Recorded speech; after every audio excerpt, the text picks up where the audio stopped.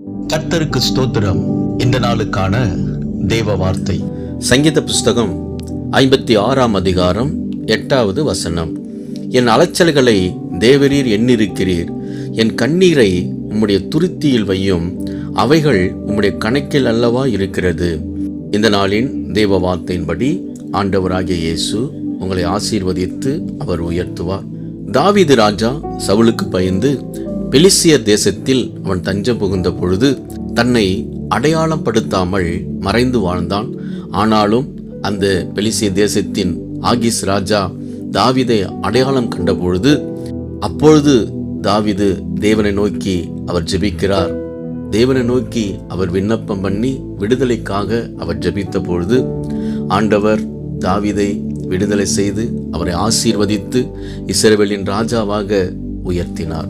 அன்பானவர்களே, ஆண்டவர் உங்களுடைய அலைச்சலை அறிந்திருக்கிறார். நீங்கள் செய்த கண்ணீர் ஜெபம், உங்கள் பிரயாசங்களை கர்த்தர் அறிந்திருக்கிறார்.